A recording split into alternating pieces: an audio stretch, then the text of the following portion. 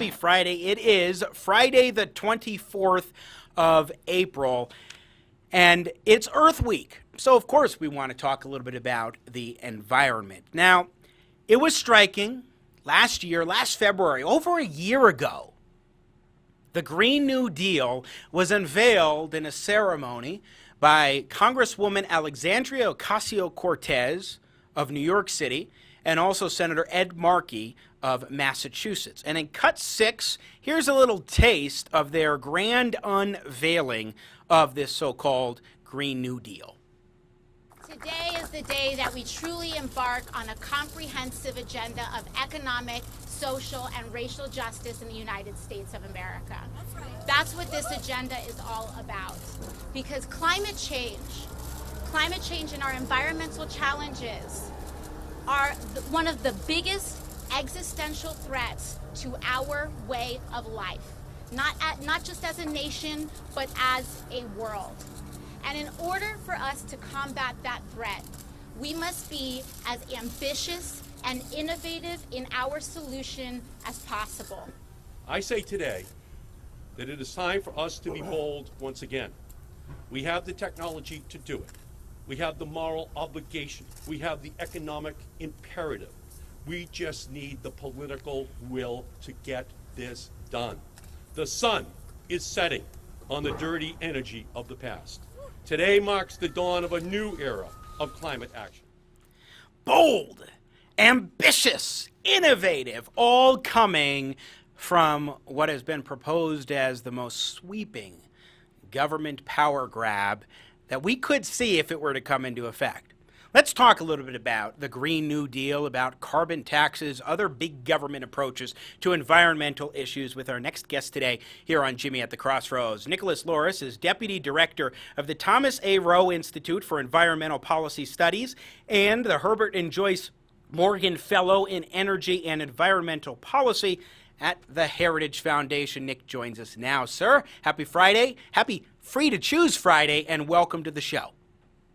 Happy Friday. Good to be with you. Good to have you here on the show. So let me jump right to this question first, because you're an Energy and Environment Fellow at the Heritage Foundation.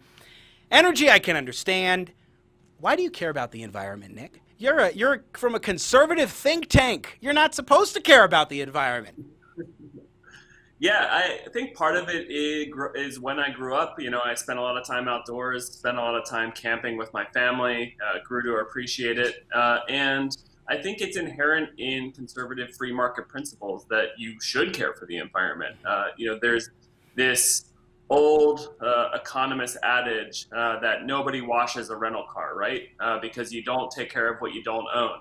And private property rights is an inherently conservative principle, and not just in the United States, but around the world has led to tremendous environmental progress. And so these policies of free markets, of allowing innovation to flourish and human prosperity to increase around the world, not only allows people to rise up out of poverty and gives people the resources that they need, but it also gives people the wealth and the resources they need to take care of the environment. I think we can all agree that we want clean air and drinkable water. It's more of how do you get there? What are the best means to the end?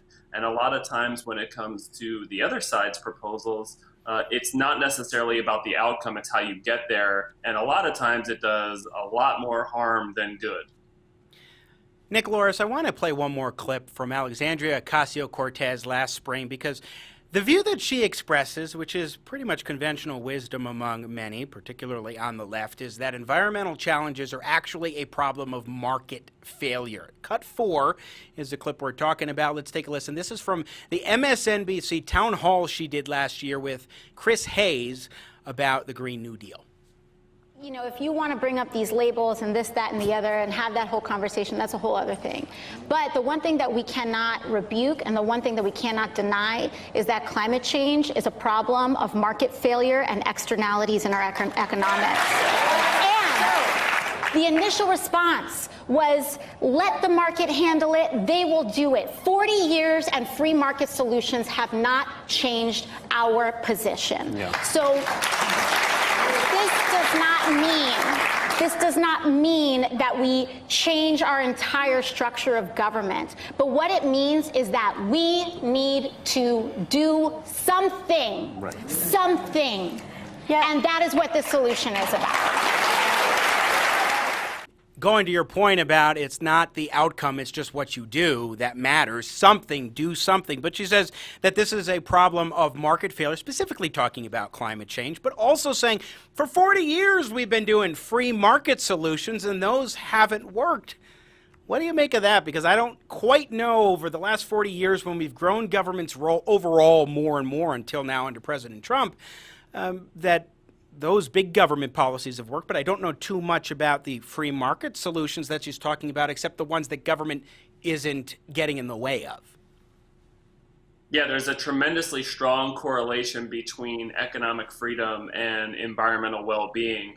We at the Heritage Foundation have our Index of Economic Freedom. If you pair that up with Yale's Environmental Performance Index, you see that the freer, more prosperous countries are the ones that have better environmental outcomes. And part of it, again, is a good, solid role of institutions, of rule of law, of protecting private property rights, but also having those means to care for the environment. Yes, there is economic output that is going to produce pollution, and that is an externality that deserves our attention. And there's a few things there. One, in some instances of regulation, a cap and trade system for a certain type of pollutant like acid rain has yielded environmental benefits at lower costs.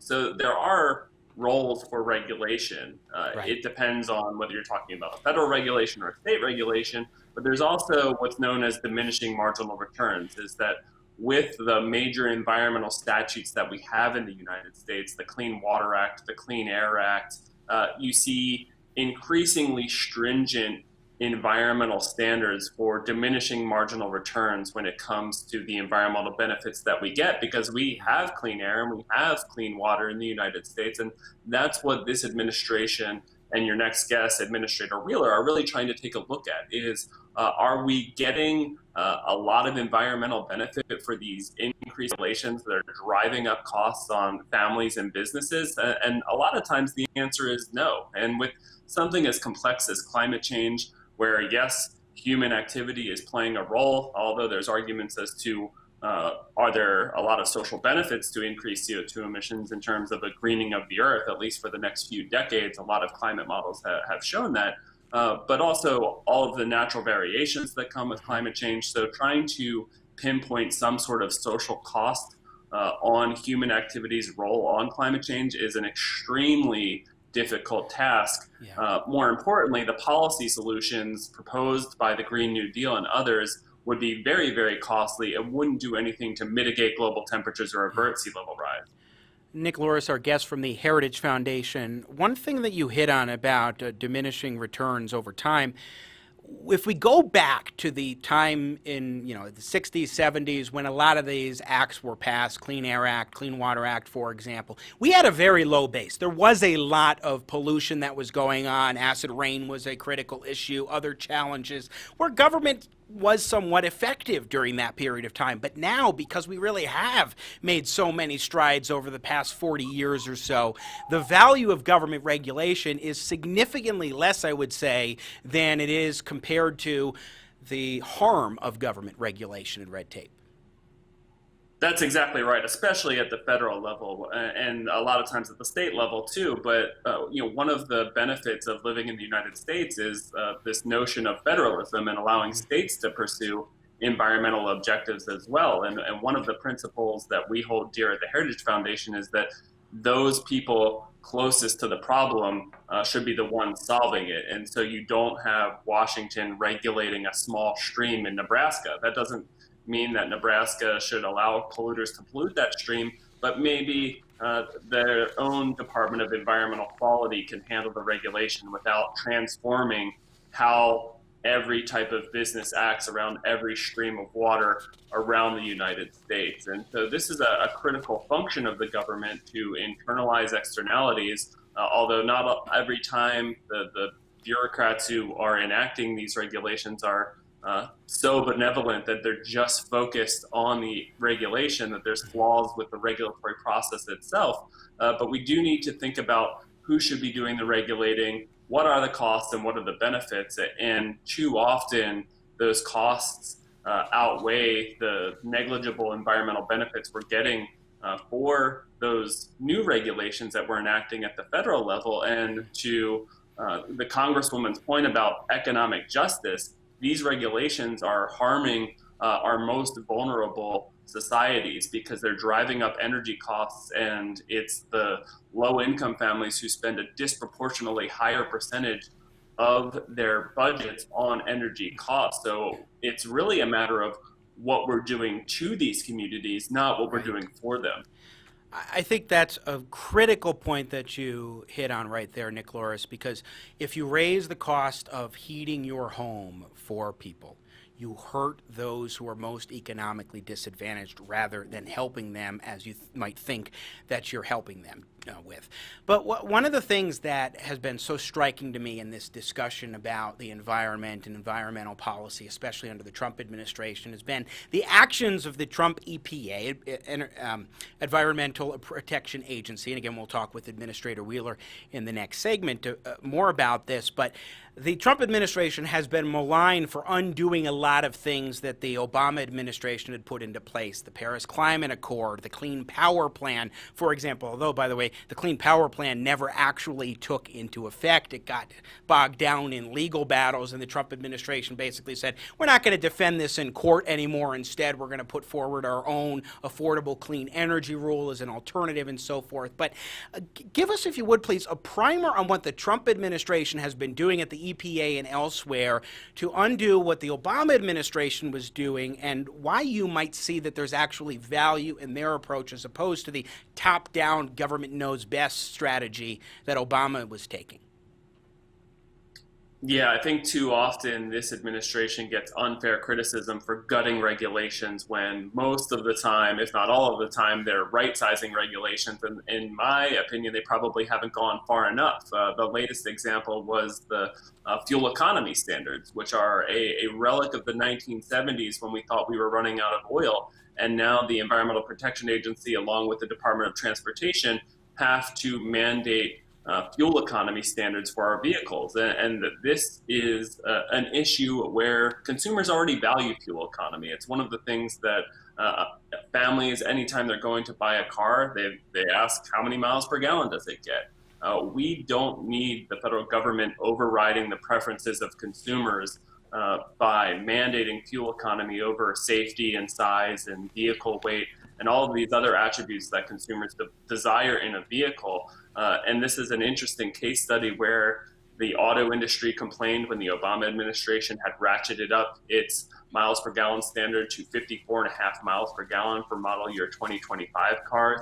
And the Trump administration proposed to freeze it, and the automakers complained about that too. And so it seems like you can never win with industry. And what I appreciate about this administration is they're really trying to focus on how does this impact the consumer? How does this impact the American family? And also, how does it impact the environment? And so they've taken both of those considerations into account when promulgating these rules and regulations, and really focused on right-sizing the regulations while also promoting increased access to scientific transparency and data to allow folks to really get under the hood of what is the underlying science that drives these regulations. And so we have better access to information to better understand the costs and benefits of the regulation.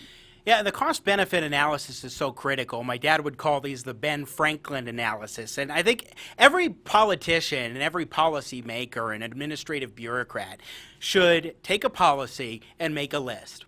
What are the presumed benefits of this policy, and what are the likely costs of this policy? And at a minimum, if the costs outweigh the benefits, you shouldn't do it. If there's an alternative way to achieve those benefits, you should most certainly be looking towards it if it means less government involvement. I want to ask you, though, Nicolas, again, our guest from the Heritage Foundation, about the Green New Deal. I mean, clearly, this isn't making any significant headway right now in Washington, D.C., but elements of it have been adopted by leading Democrats, including Joe Biden, numerous candidates across the country, people who would like to bring about a much more expansive role for government. Tell us overall how you view the Green New Deal, which is, I think, the epitome of the government knows best approach.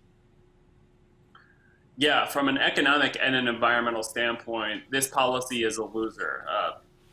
Environmental policy should be good for people first. And if it's not good for people, it's not good for the environment. And this is a policy that's terrible for people because it will drive up energy costs. And because energy is such a critical component for almost everything we make and everything we do, it's not just when you fill up your gas, it's not just when you pay your electricity bill, but when you go out to eat, when you go to Walmart.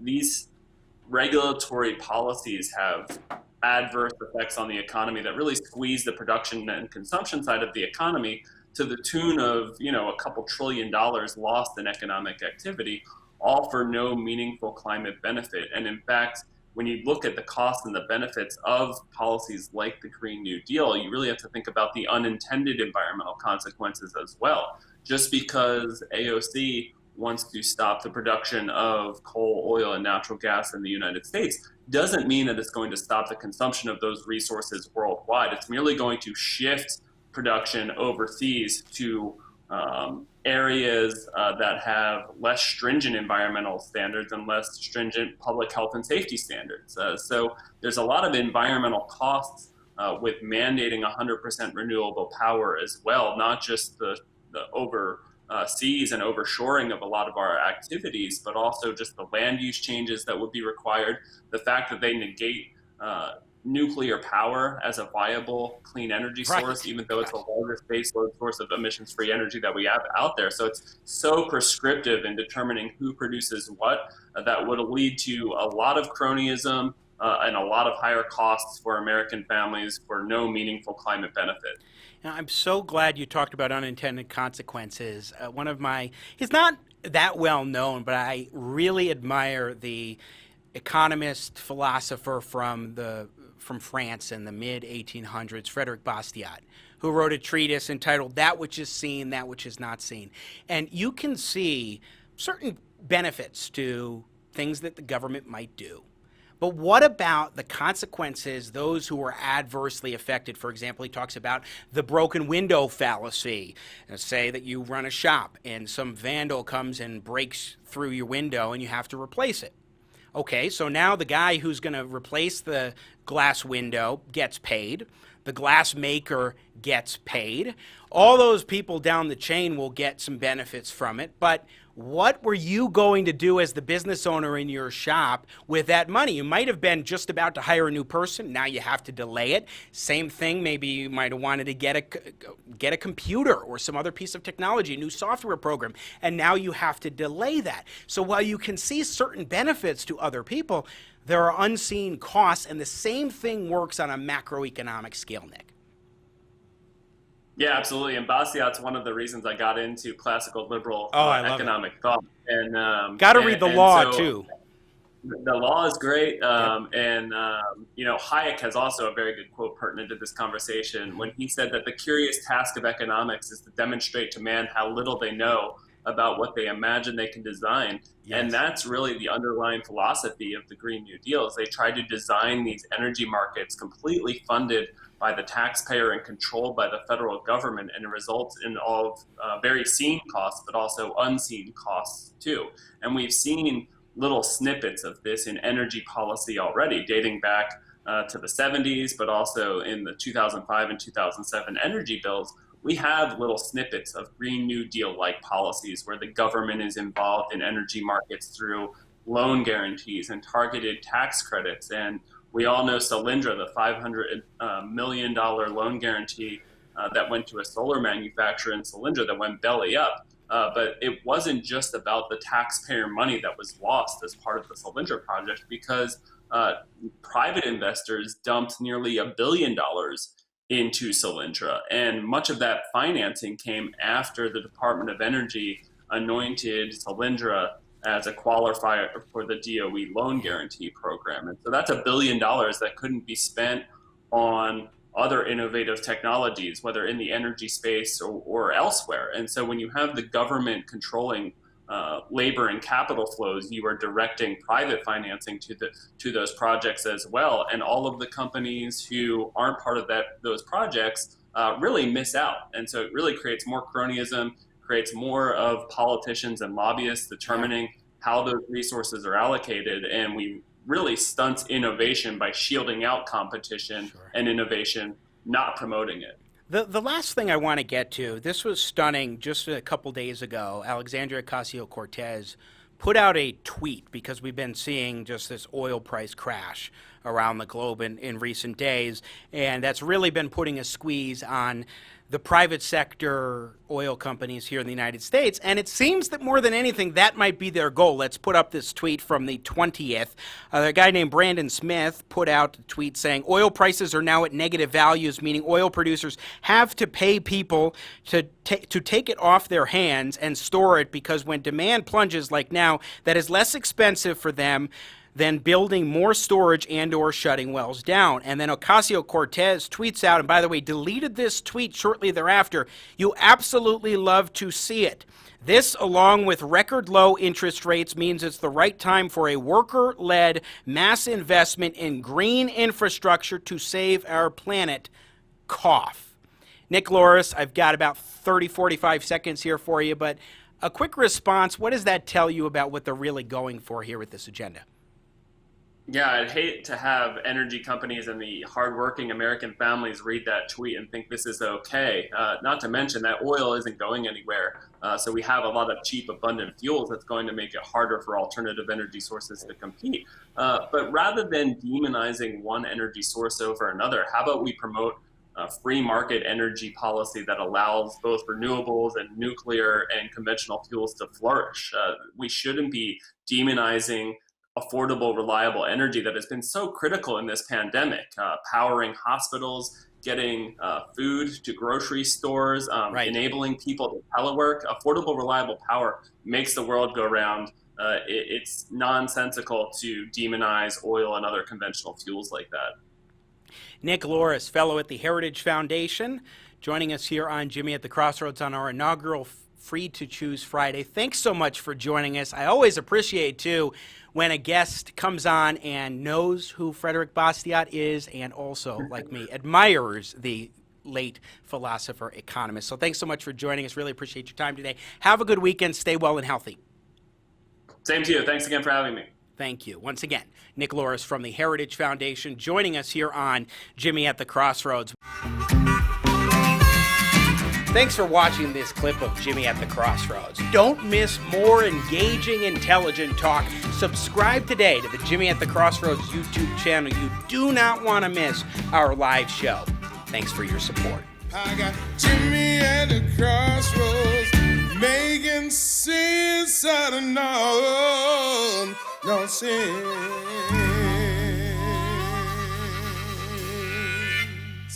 Yeah.